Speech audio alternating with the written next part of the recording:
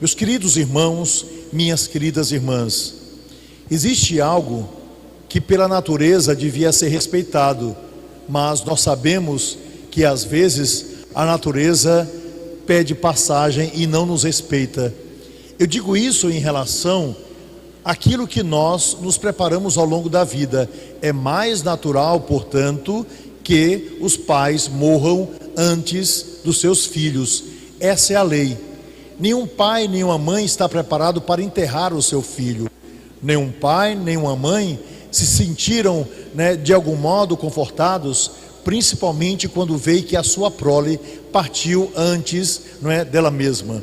Portanto, existe uma profunda tristeza, e eu diria uma tristeza que vai durar, durante toda a vida, quando um pai e uma mãe são obrigados pela natureza a enterrar, aqueles que eles geraram.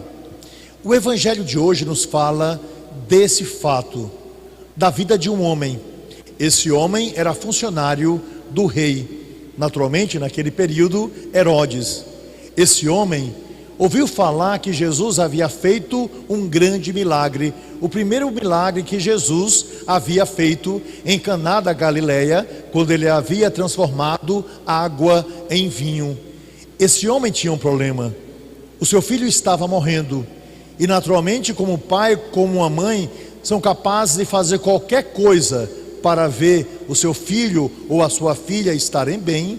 Naturalmente, ele foi procurar uma solução que ele jamais imaginava, porque sendo de uma classe privilegiada, certamente ele foi procurar os mais diferentes médicos, mas chega um momento que a medicina não dá mais jeito para aquilo que a natureza está pedindo. Pois bem, esse homem está buscando por Jesus, mas Jesus está longe. Jesus está na região do sul de Israel, Jesus está na região da Judeia. O milagre havia sido feito lá em cima, em Caná, uma cidade da Galileia, perto de Nazaré e perto de Cafarnaum, essas três cidades próximas onde Jesus circulava. Mas Jesus estava longe. Porém, embora Jesus estar longe, Jesus está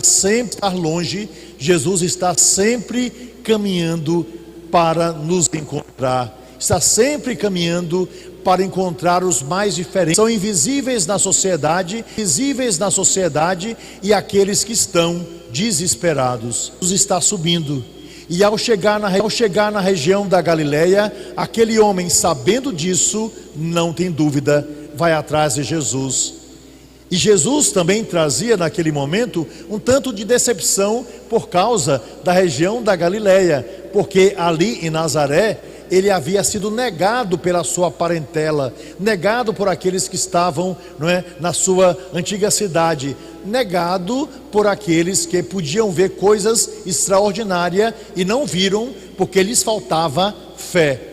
Pois bem, Jesus está voltando para o norte. E o homem encontra com Jesus, nos diz o Evangelho. E qual é o resultado? Ele diz para Jesus que o seu filho está morrendo. É o desespero de coração de um pai. É, de algum modo, a tristeza que aquele homem sente, porque sabe que o seu filho está nas últimas. E ele encontra em Jesus a última resposta possível para aquilo que ele deseja ver realizado. A palavra de Jesus é uma palavra direta, porque como aquele homem era filho de um rei, e como aquele homem era de Cafarnaum, Jesus diz que todo mundo o busca por causa dos sinais. Todo mundo está atrás dele por causa dos milagres. É isso que Jesus diz para aquele homem. Mas aquele homem insiste. É o coração de um pai que pede, que tem uma dor imensa na sua alma e que, portanto, não desiste de dizer a Jesus aquilo que ele deseja. E é bonito perceber que diante de tanta fé daquele homem, Jesus lhes diz uma palavra definitiva: vá para a sua casa, o seu filho já está bem, o seu filho está curado. Ora, aquele homem não imaginava que Jesus fosse dizer essa palavra. Afinal de contas, o que ele havia pedido é que Jesus fosse até lá.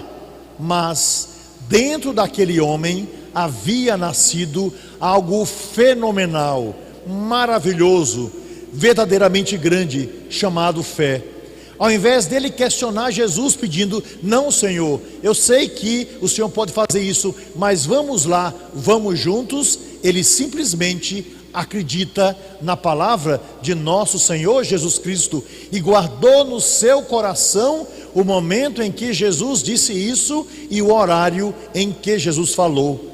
Ele vai, o filho está curado, ele pergunta o horário, vão dizer que a 1h da tarde, e ele sabe que exatamente a 1h da tarde Jesus lhe havia dito aquela palavra de cura, de vida e de alegria. E naquela casa, nos disse o Evangelho, aconteceu algo extraordinário. Não apenas aquele homem acredita em Jesus pelo milagre feito, pela graça daquele rapaz que agora tem vida, que agora tem saúde, que agora faz com que a alegria da casa seja completa. Mas o mais importante, aquele homem foi capaz de transmitir para toda a sua família a fé que ele tinha no coração. E portanto nos diz o Evangelho que todos os de sua casa se converteram a Jesus, que todos de sua casa passaram a crer verdadeiramente, não apenas do que Jesus era capaz de fazer, mas creram, sabendo que Jesus era o esperado de Israel, o Messias, o ungido, o Senhor. Meus irmãos e minhas irmãs, o Evangelho de hoje toca profundamente a nossa vida, a nossa alma. Sim, temos muito conhecimento, mas a palavra fundamental que nós precisamos ter no coração é perguntar a nós mesmos: será que eu tenho fé? Eu tenho fé nessa palavra que é proclamada? Eu tenho fé em nosso Senhor Jesus Cristo, daquilo que Ele é capaz de fazer na minha vida, na minha história?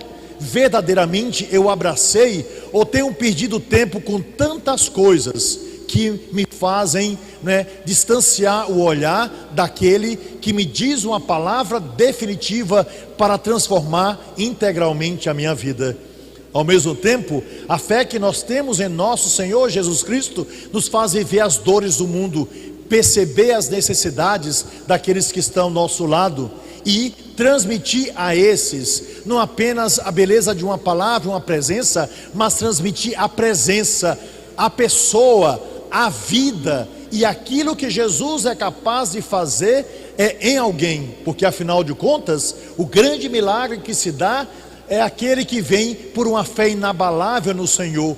Isso nos faz transformar não apenas a nossa vida como graça vinda por antecipação de Deus, mas também transformar a vida daqueles que estão ao nosso lado, porque verdadeiramente ninguém consegue ficar sem observar a fé de uma pessoa que acredita, que por causa disso se torna feliz, que por causa disso deseja servir aos irmãos que estão ao lado, que transmite não apenas uma palavra que sai dos lábios, mas do coração, da vida, da sua alma, da sua própria experiência com os demais irmãos, porque isso Jesus fazia o tempo todo, porque primeiro Jesus mostrava pela prática, e a sua palavra era o resultado definitivo daquilo que ele apresentava como um gesto de vida para todas as pessoas. Em meio à graça do milagre acontecido, do milagre da fé, da transmissão da alegria desse pensamento, mas não apenas de um pensamento, porque nós não abraçamos uma filosofia, nós abraçamos uma pessoa. Assim, todo sacerdote, conhecedor da lei, é transmissor dessa mesma verdade, dessa mesma alegria, lançando para fora aquilo que recebemos, e que o tesouro é tão grande que não há outra coisa para fazer senão entregá-lo ao coração dos irmãos e das irmãs. É nesse espírito que essa paróquia está recebendo um filho da igreja, um consagrado, um religioso, um sacerdote, que vem aqui exatamente para lhes transmitir a fé, lançando no coração de vocês a semente do Evangelho, para que ela cresça, porque quando nós temos fé de verdade, nós somos capazes de viver a beleza do Evangelho, caminhar para Deus e transformar por essa mesma fé, porque a fé sem obras é morta, o coração e a vida dos irmãos que nos foram dados. Eis o exemplo perfeito de vida cristã que nós abraçamos, não é? Através da pessoa de São Francisco de Assis. Eis a graça daqueles que transmitiram a fé, não apenas por aquilo que estudaram, mas por aquilo que experienciaram, porque é fácil entender se alguém verdadeiramente ama a Jesus através da vida prática que leva, através da alegria que transmite, através, não é, dessa vida nova que traz dentro de si e que deseja que os outros experimentem, né, como ele por antecipação já experimentou. Frei Juranti, eis a graça e a alegria daquilo que o Senhor vem fazer em meio ao povo que Deus lhe confiou, que o seu provincial viu no Senhor a capacidade da transmissão e do testemunho, e principalmente do carisma que o Senhor abraçou já há tantos anos, quando entendeu pela vida de São Francisco a graça de abraçar nosso Senhor. Não posso desejar outra coisa, meu irmão, que você faça milagre nessa paróquia.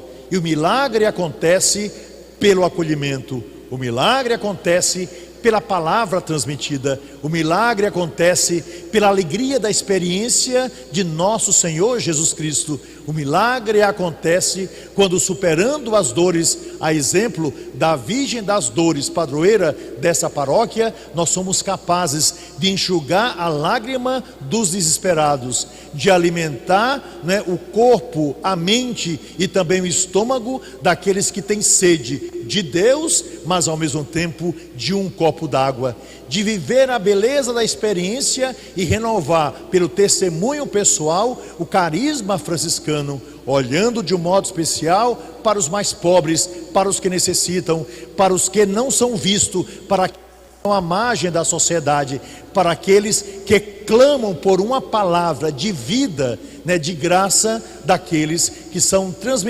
transmissores da fé mais profunda que carregam no coração. Muito obrigado pelo seu sim, muito obrigado por estar aqui e desejar levar a todas as pessoas o que o Senhor mesmo experimentou no coração. Que Deus, portanto, o recompense pelo seu testemunho, pela vida e pela escolha, e de um modo especial pela fé que o Senhor traz no mais profundo da sua alma e que, por ser tão grande, transbordará para alimentar os filhos que Deus está lhes confiando nessa tão querida, amada paróquia.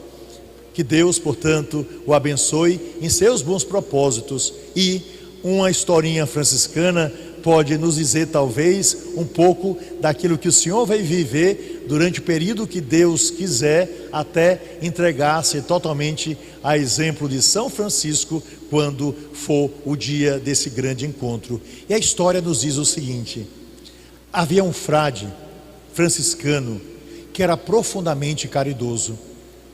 Esse frade tinha uma preocupação de transmitir para os irmãos a fé pela palavra e pelo testemunho. E o seu testemunho era tão vivo que, vendo a necessidade dos mais pobres, todos os dias ele preparava, com a ajuda de outras pessoas, uma grande sopa para distribuir para os famintos. Pois bem, quando ele estava com uma certa idade, mas no vigor da sua vida, o anjo de Deus apareceu e lhe disse: olhe, Deus pediu que eu o leve para o céu. Mas o frade, vendo o anjo na sua frente, disse: mas santo anjo, eu não posso ir agora. Quem é que vai distribuir toda essa sopa para aqueles que estão com fome? E se um deles desfalecer ou morrer ao longo do caminho? Ô santo anjo, diga a Deus que me dê mais um pouco de vida, pelo menos até o final dessa noite, para que eu possa alimentar os meus pobres. E o anjo foi e não voltou. Passaram-se 20 anos e o anjo apareceu, e lá estava o frade cortando batatinhas cortando cenoura, cortando a carne para preparar sopa para os pobres que batiam à porta do convento. E o anjo disse: estou aqui, 20 anos se passaram, quero levar você, porque Deus pede sua presença no jardim do céu. E ele disse: ó santo anjo, quem é que vai partir essa carne e esse alimento? Os pobres estão lá fora, espere só um pouquinho, fica aí sentado, eu vou terminar o meu trabalho, vou alimentá-los e finalmente eu poderei seguir ao Senhor. Mas como o anjo tinha outros compromissos, foi embora e esperou muito tempo para voltar.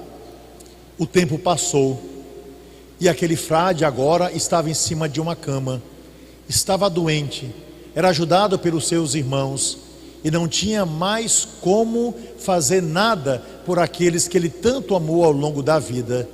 Então, olhando para o céu, ele disse: ó Deus, onde o Senhor está, que não me manda o seu anjo, para que ele finalmente possa me levar, porque afinal de contas, eu agora já não tenho mais forças para fazer mais nada, e por causa disso, já estou pronto para o dia do grande julgamento. E quando ele estava assim falando, apareceu o anjo de Deus e olhou para aquele pobre frade deitado numa cama e disse: meu irmão, agora Deus não tem mais pressa de levá-lo para o céu, porque o seu testemunho foi tão profundo que você já vivia no céu por aquilo que você transmitia pela fé e pela caridade que realizava. E desse modo, o anjo foi mais uma vez para o céu, para que Deus escolhesse o dia certo em que aquele frade passasse do paraíso, onde ele vivia com os seus irmãos franciscanos, para o grande paraíso, onde ele pôde se encontrar com São Francisco, com aqueles tantos outros que escolheram o carisma franciscano para viverem definitivamente um eterno louvor a Deus, pela fé que haviam conhecido e pela caridade que haviam praticado. Frei Jurandir, eis a grande missão. Seja feliz, você tem tempo, realize o projeto de Deus e viva profundamente a alegria do seu carisma franciscano.